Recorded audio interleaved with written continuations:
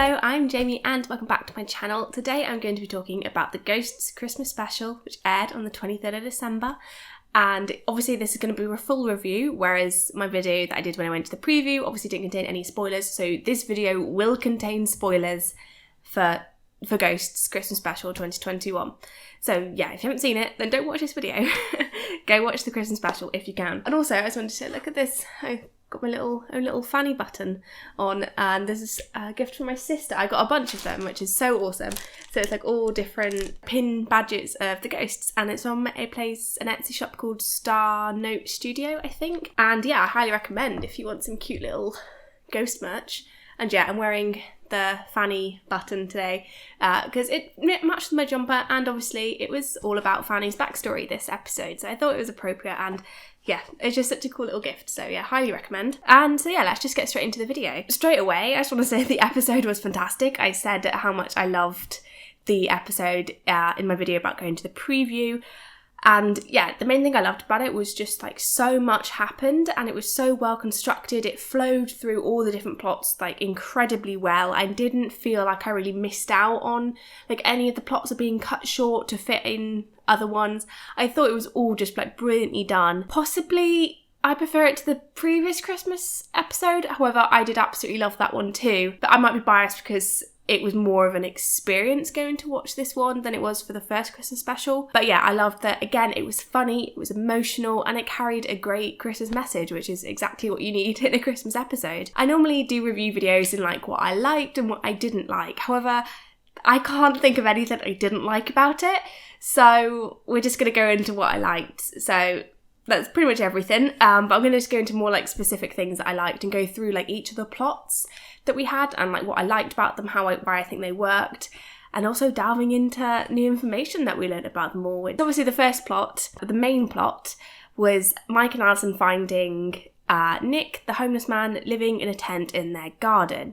And obviously they struggle with how to deal with the situation because they don't want him living in their garden, but also they don't want to uproot somebody and have them potentially going into a more dangerous situation. This I think was a very emotional and also like Christmassy plot because it was teaching Mike and Alison what to do. They were like, oh, it's Christmas, we can't like be mean and not have him live here, but it's just kind of finding that balance of being accepting and also standing your ground in a way, but then also obviously they do go too far, but also they make up for it. So it's a very nice, well-rounded plot, I think. I thought Nick was a great character in the show. I thought he did a really, really good job.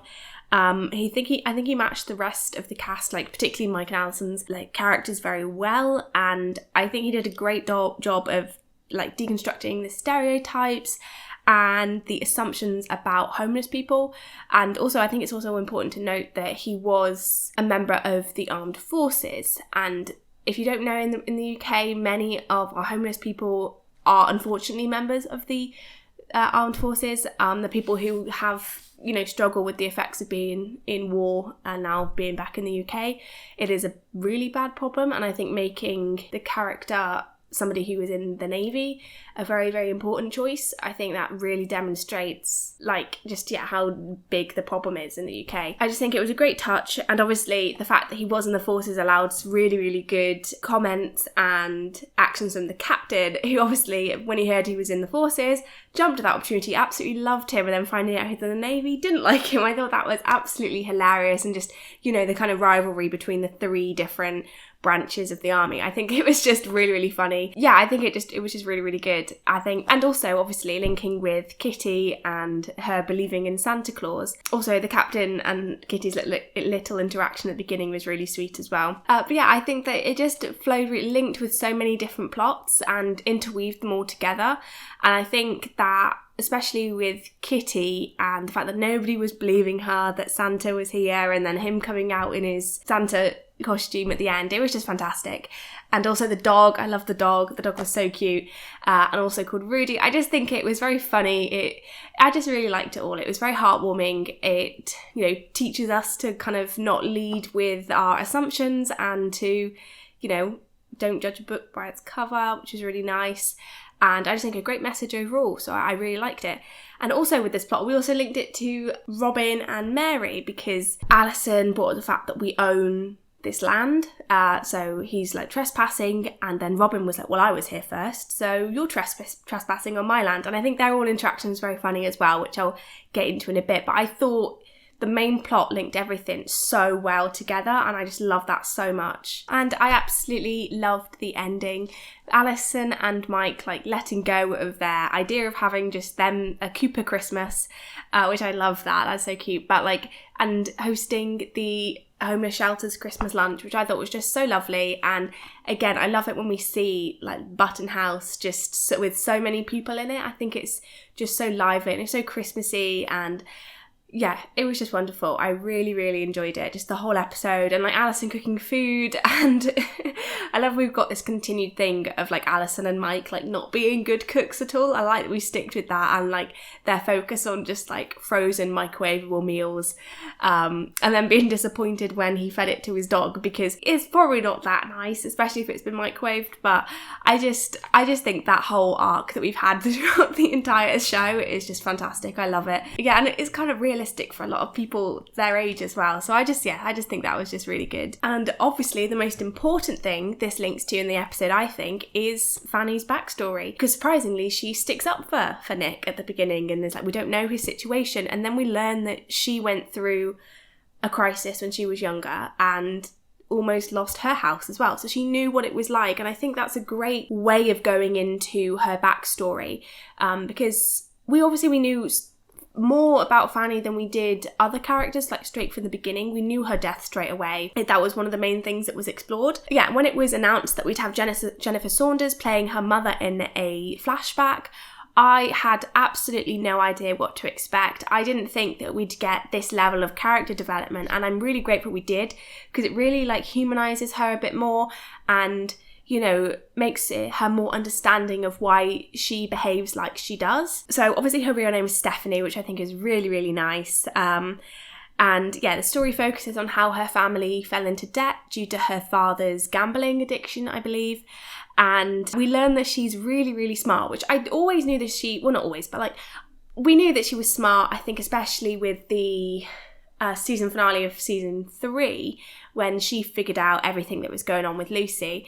I thought, you know, she genuinely is smart, and I think this really furthered that by showing how good she is at maths, and I absolutely love that. I think that's so nice. It's nice to see that in her. I think it's a really good like backstory plot to have, and the way that she wants to run a business, or she wants to run the household and help her family get out of debt by like balancing the books, or I don't know accounting terminology, but you know, she wants to help her parents get their money back, but the way that she's forced to help her family is to get married. Mr. Button, I can't remember his name. What's his name? I don't know.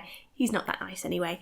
And I think this story is one that I've encountered a lot during my degree, because I did like English literature as like half of it. Like a lot of the time periods I studied were around the time that Fanny would have been her child, and you know, this is a very common thing with like women wanting to be independent and like do their own thing, but having to get married because that's what's expected of them, especially like wealthier women. Yeah, I think it really highlights how marriage in those days wasn't more about love, but more about economic stability, really, especially for the women, and also how not marrying and so would also bring like disrespect to your family and would bring down their reputation. So I think it's a brilliant backstory to have, and I think it really shows how she has like built up such a wall around herself and has maybe been conditioned into being this strict, judgmental character, when in fact she is that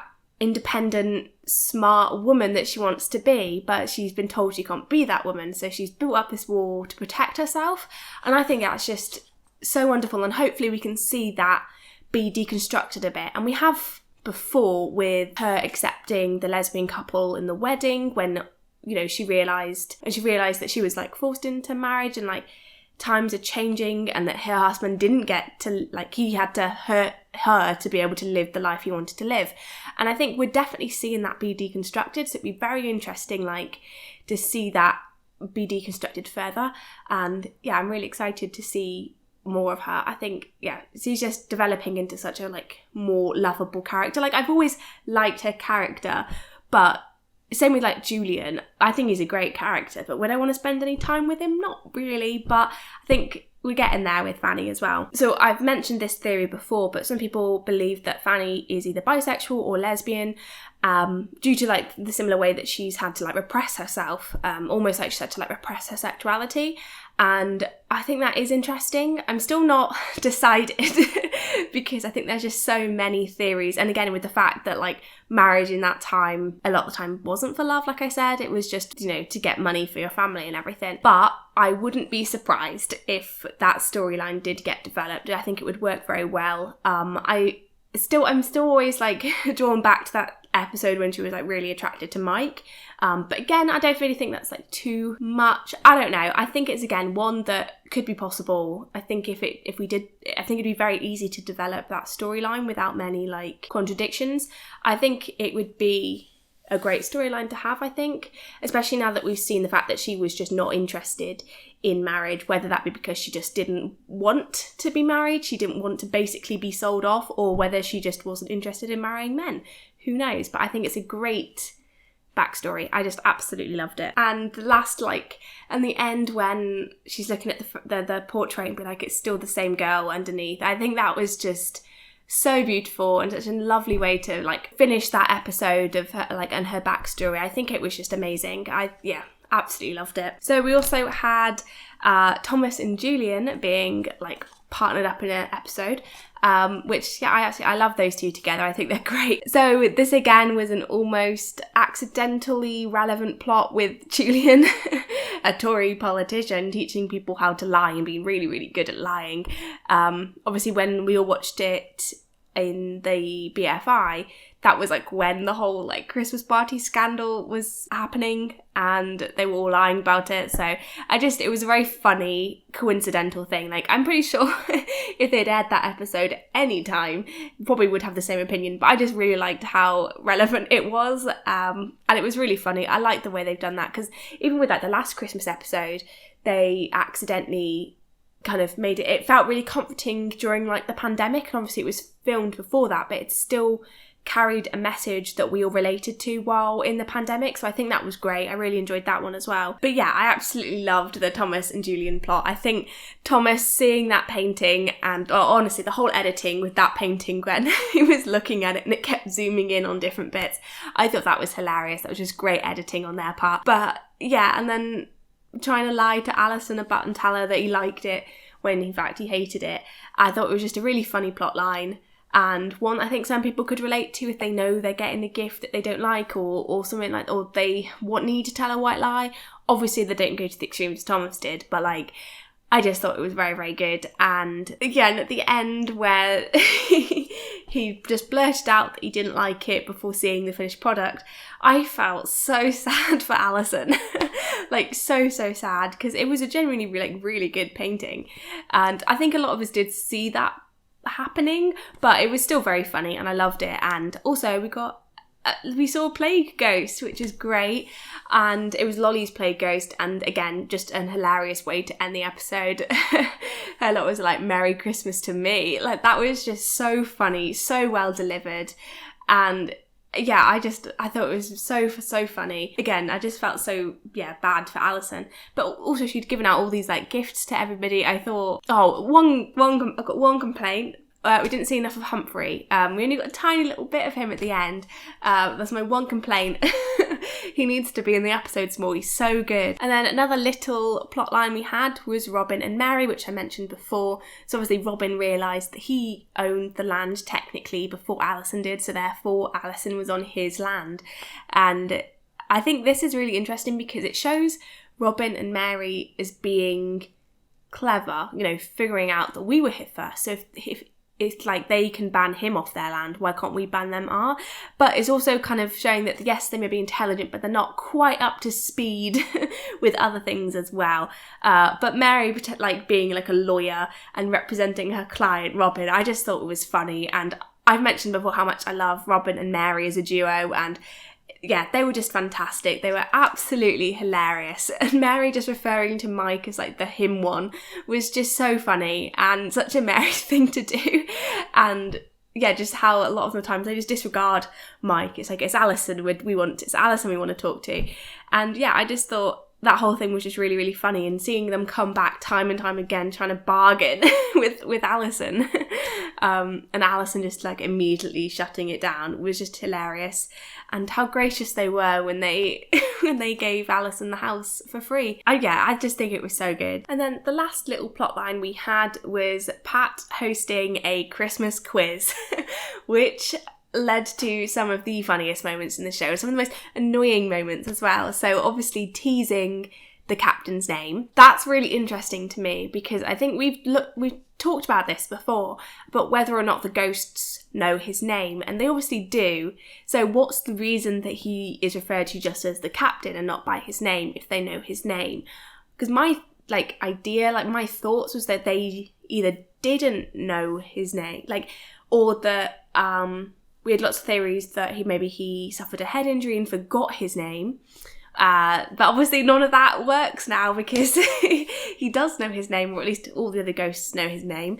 So yeah, why don't they refer to him by his name at all? And I'm assuming they know both his first name and his second name. I wouldn't have been surprised if they knew his second name, because if they referred to, if people around him referred to him by his name, it'd probably be like Captain surname or whatever surname.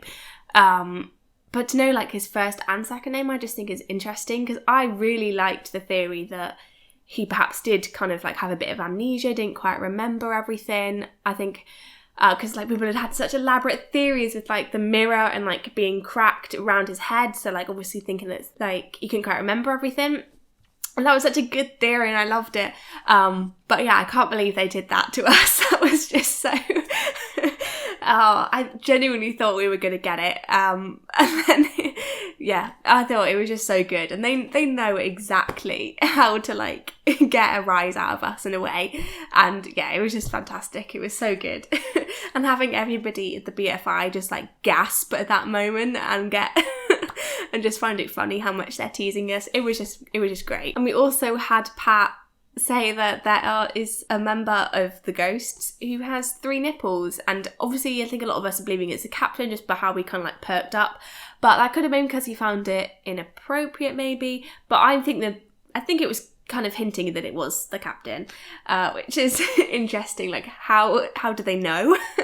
I guess they could have seen him get changed as a human when he was alive. It was just so funny. There are so many funny moments. Oh, and obviously we had that line, this isn't to do with with Pat's quiz, but Thomas saying how lucky Fanny was to be touched up by such a hand, or whatever the quote was. That was just hilarious. I think it was just so good. I think it just took me by surprise for the first time I heard that. It was just so funny, and definitely bordering on that line about whether or not it is too obvious of an innuendo or not, or double entendre. I just think the whole episode was just fantastic from the beginning to end. I think it was just such a genuinely good episode. My only complaint is Humphry wasn't in it enough, but that's just a minor little thing. But yeah, genuinely, I cannot think of anything that I would have done differently, which is insane. Obviously Ghosts is pretty strong up, as a show. There's very rarely I have a complaint or anything with it. But yeah, no, it's just surprised me by just how good it was, because Christmas episodes can either be extra special, or they can kind of be not really linking to the rest of the show. But I think this one was just fantastic. It linked to past episodes, and again we had Nick saying he thought they were rich because they lived in this massive house, but obviously inside it's a bit of a shambles. So yeah, I just think it links back to all the further episodes and sets us up with really good plot lines and developed characters that we can further in the future series. So I just think it's just fantastic. 10 out of 10. Yeah, and I think this episode is very strong, especially with the way that it managed to successfully intertwine so many different plots together. I thought that was just, really, really good. Because obviously my main issue with the first episode of Series 3 was just that I felt like they were trying to do too many different plots. It felt like some of them were a bit underdeveloped or rushed. But I think they have absolutely nailed this time. We had this main overarching plot with Nick, and then we had loads of different little mini plots that successfully managed to embed itself in the main plot, and it flowed so nicely throughout the whole episode. I didn't feel like any of the parts were rushed or underdeveloped. I think it all just worked fantastically, and I absolutely commend them for that, because that must be such like a hard balance to kind of get. And yeah, they've absolutely succeeded in it. I thought it was genuinely fantastic. Yeah, I absolutely loved it. Let me know what you guys thought of it. I know a lot of you loved it as much as I did, the ones of us who saw it at the BFI. And yeah, it was just so good. Yeah, so that's the end of the video. If you liked it, then please give it a like. It's much appreciated. And yeah, like I said, comment down below what you thought of the episode. You can go spoiler mad here, because I'm expecting everybody who is watching this video to have watched Ghosts. And yeah, subscribe if you want to see more videos to do with Ghosts and other British TV shows I talk about a lot. Thank you very much for watching. Bye!